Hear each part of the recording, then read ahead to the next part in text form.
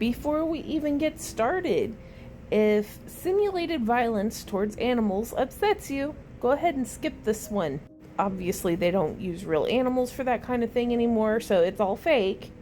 But if even like the idea of that upsets you, don't watch it. Don't do it. Skip this one. Go watch Sweeney Todd. Sweeney Todd's close enough to this. And there are no animals, real or not real, hurt in that film. Let's moving on. This is 1999's Sleepy Hollow, starring Johnny Depp and Christina Ricci. Also directed by Tim Burton, and weirdly enough, executive producer is Francis Ford Coppola. You know, the Godfather, Francis Ford Coppola. And I think he's Nicolas Cage's uncle, but also he's the dad of Sofia Coppola. Anyway, one more disclaimer. There's a good chance that you think you saw this movie, but you didn't actually see this movie, because right around the same time this movie From Hell came out, where I think Johnny Depp was an investigator for, like, Jack the Ripper. I think they were, like, pretty close in, like, feelings/stories. Could be wrong, though. Anyway, let's get into it. Once upon a time, when a witch was a little girl, she was running through the woods and saw Christopher Walken, who was a super soldier during the Revolutionary War, get beheaded. Well, after that, she and her family were evicted from their house. And nobody in town would take them in because they were witches. Nobody in town would take them in because they were witches. This was like the 1770s. Nobody would take them in because this is the 1770s and they're witches. The witch wants vengeance, and so she sells her soul to the devil. And so Satan brings back Christopher Walken, who was that weird super soldier, and now he lives in a tree. But if you have Christopher Walken's skull, which the witch did, you can control him to come out of the tree and behead people you don't like. Now, it started off that she just wanted to behead her landlord, the one that evicted them, but then to come find out that everybody in the town of Sleepy Hollow is in fact related, either by marriage or by blood, so it's a great big incestuous town. And that if the witch kills enough people and gets wienered by them, she can inherit the entire town, basically, all the land.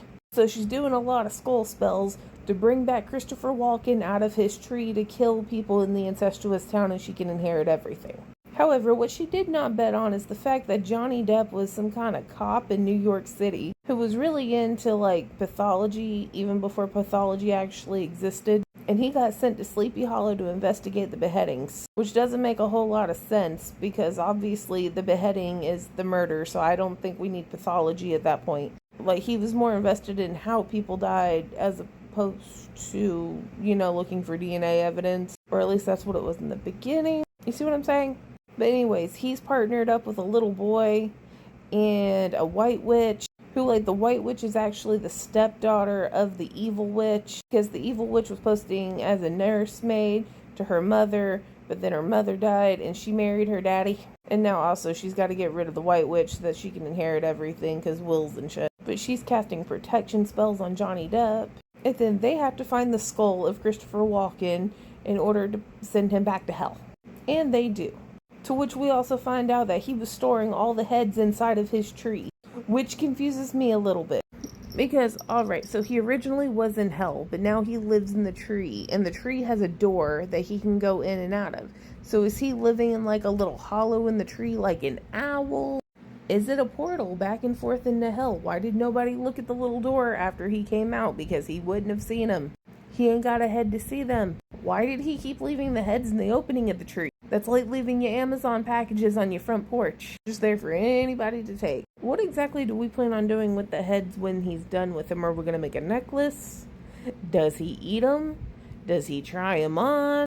Who would win in a fight, Christopher Walken or the Creeper from Jeepers Creepers? Because they're both very creative in their murder styles.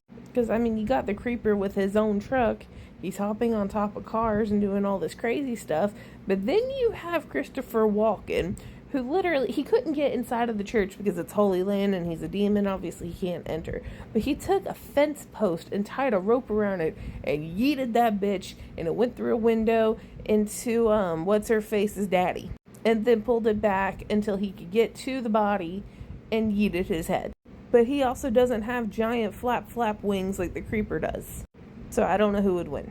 Either way, this movie gets a 9 out of 10 for me because it's actually a pretty good time. We could have probably left out the mom backstory, though. I mean, it's nice to know that she was a witch. I just don't feel like it contributed anything. And we could have shaved off like a solid 10 minutes with it. But that's my only complaint. So, like, 9 out of 10.